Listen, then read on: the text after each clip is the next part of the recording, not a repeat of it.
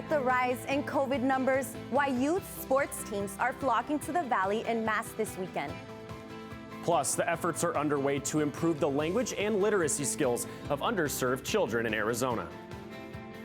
And later this half hour on Break It Down, how being grateful can change your brain. Cronkite News starts now. Good evening and welcome to Cronkite News on Arizona PBS. I'm Stephanie Rosales. And I'm Sean Rice. Thank you for joining us.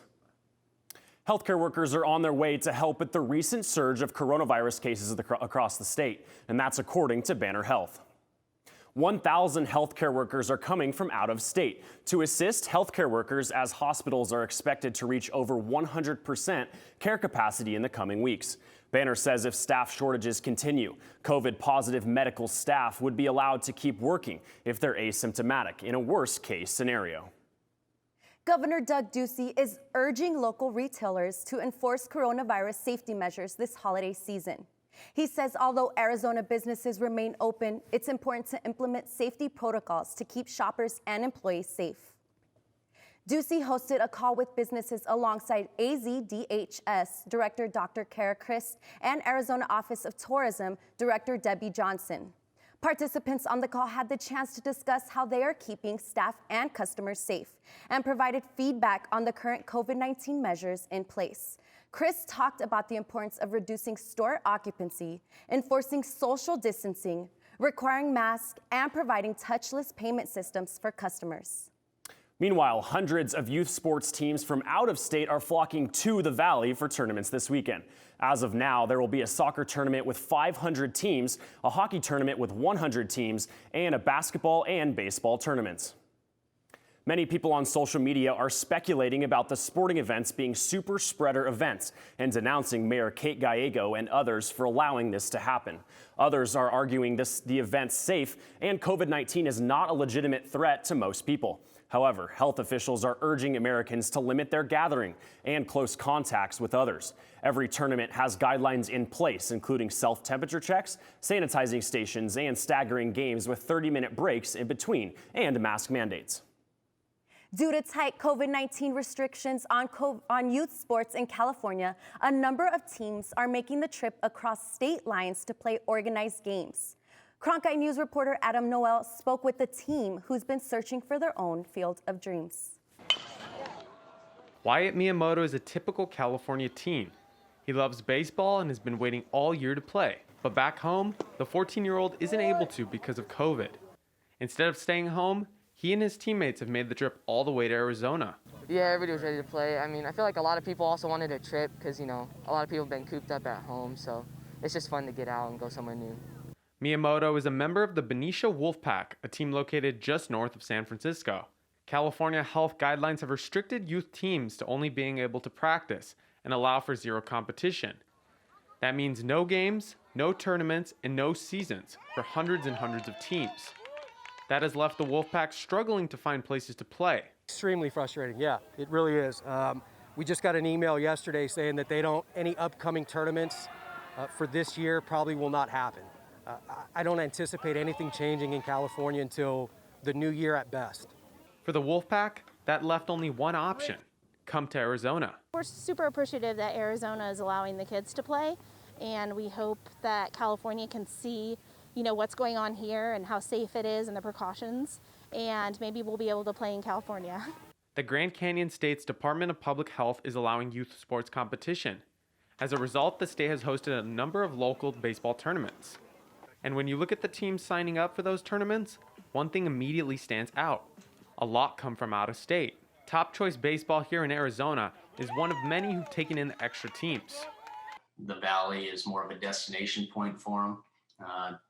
No matter what's open at the time, I still think this is a place where they either have family or there's just a lot more opportunities for them to do stuff outside the ball field as well, to just help accommodate their trip. And those numbers are similar when you look at other cities in Arizona. Places like Phoenix, Tucson, and Yuma have all experienced the trend. But Peralt says that it isn't a surprise to see lots of California teams scheduled through the coming weeks. there's really not a time frame on when they're going to be able to return to normalcy as well for those teams. And I've continued to see that in signups this winter as well, January and as well into March. With COVID-19 cases surging across the country, it doesn't seem like California will be nearing a decision on letting youth teams compete.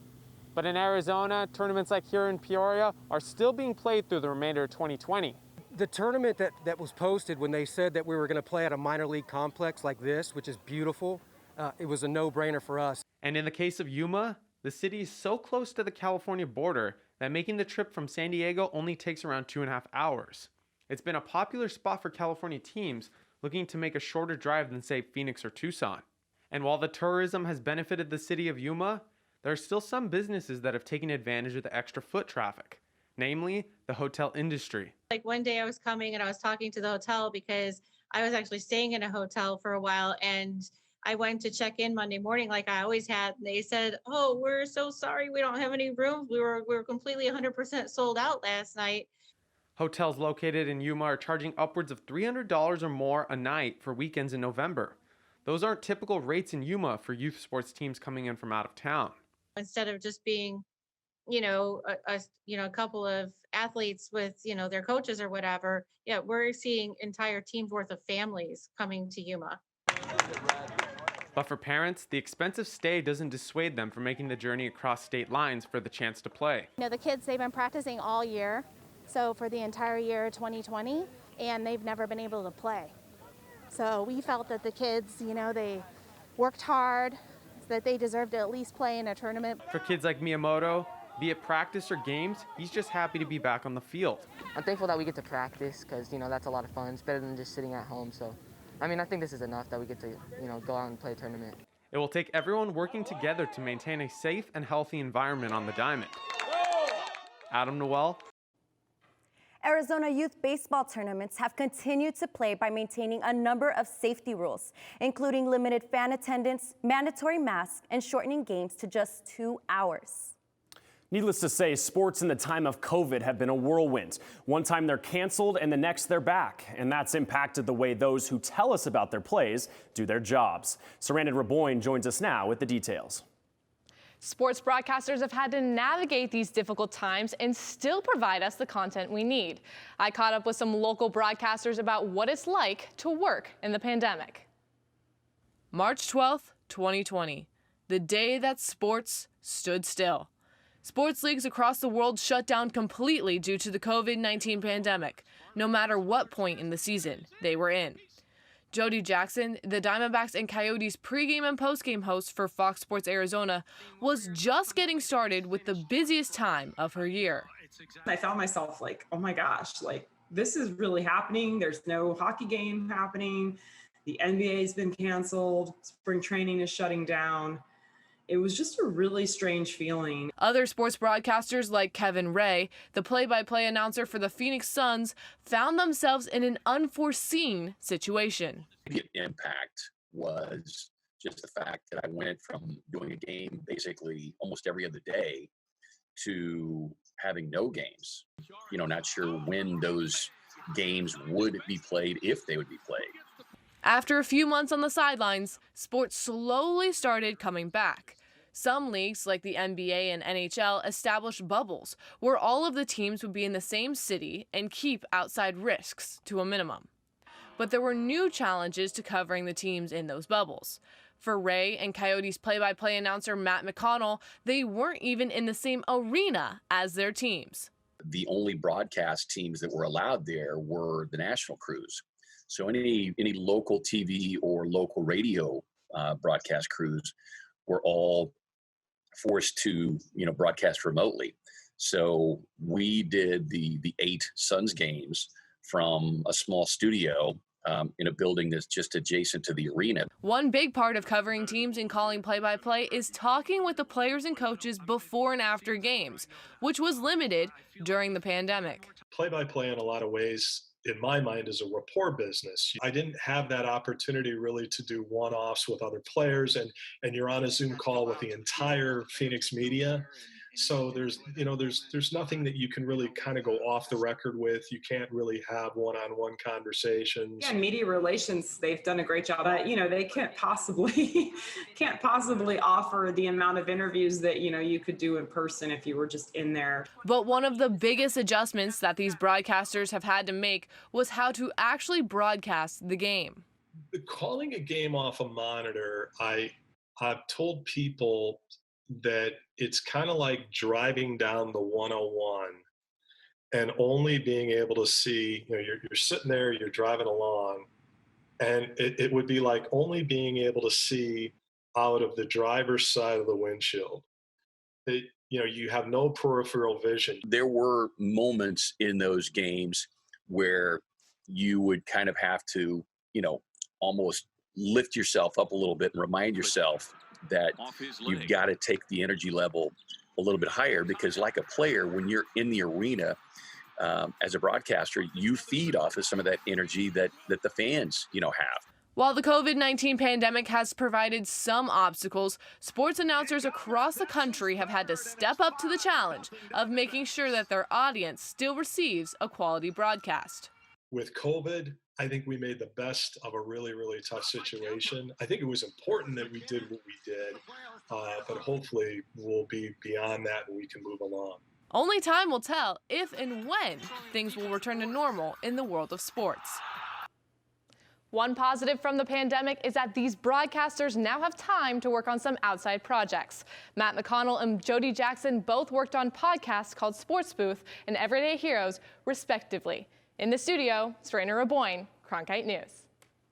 The November 3rd election was over 22 days ago, but the legal fight isn't over yet for the Arizona Republican Party.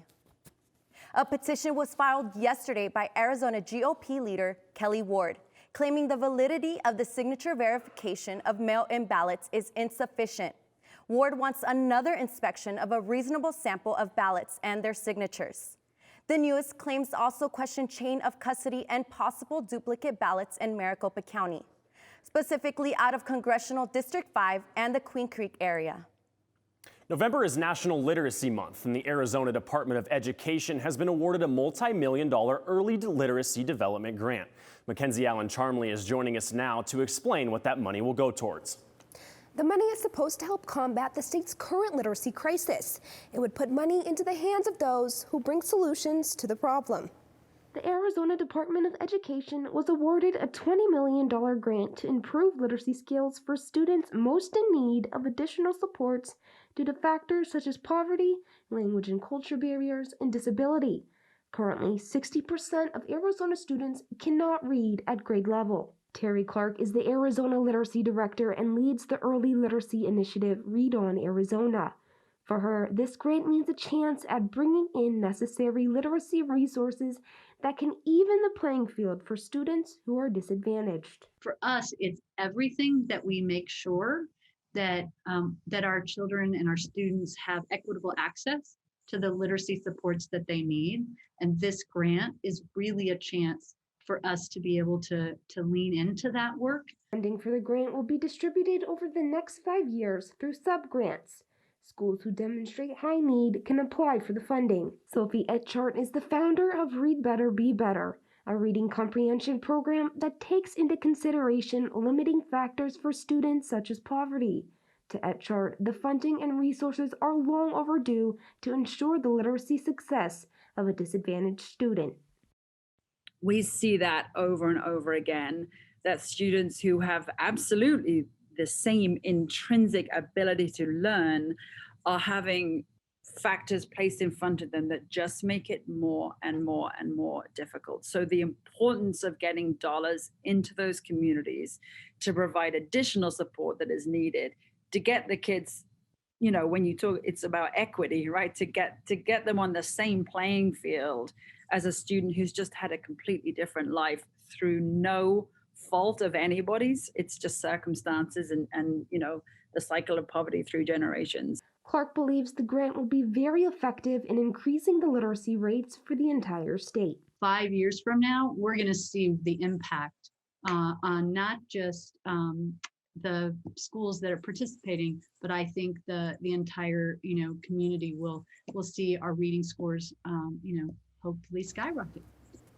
The sub-grant program will be established in spring 2021 to further distribute 95% of the funds to support language and literacy efforts to serve the needs of Arizona's most disadvantaged students. In the Broadcast Center, Mackenzie Allen-Charmley, Cronkite News. Black Friday is the shopping event of the year, but maybe not in 2020. After the break, how Black Friday sales may be affected due to the pandemic. Don't go away.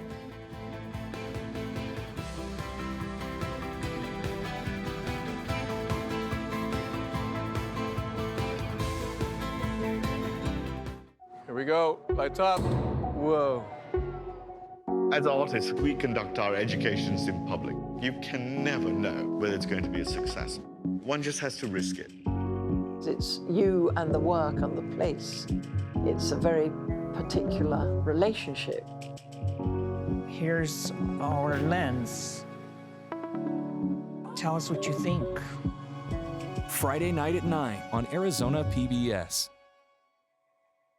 I'm Judy Woodruff, anchor and managing editor of the PBS NewsHour. The journalists of tomorrow face a fast-changing media landscape, but quality news remains vitally important to our communities, our country, and our world.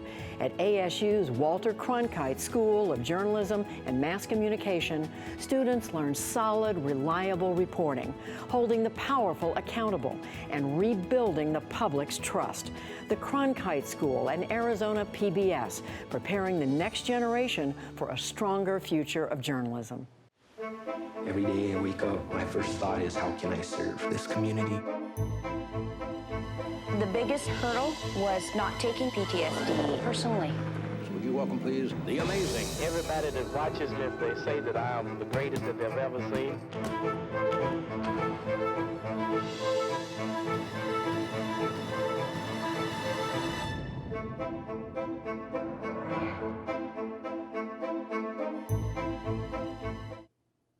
Black Friday is fast approaching, but the busiest shopping day of the year is likely to see a dip in sales due to a spike in COVID-19 cases. According to a survey by market research firm Pipsley, nearly 2 in 5 Americans, or 37% of U.S. consumers, plan to reduce their Black Friday budget this year. 28% of those surveyed plan on shopping the same as last year. And while 1 in 2 Americans, or 52%, are excited about Black Friday shopping, 4% of consumers surveyed say they're planning on doing all their shopping online. That's it for Cronkite News tonight. Thanks for joining us.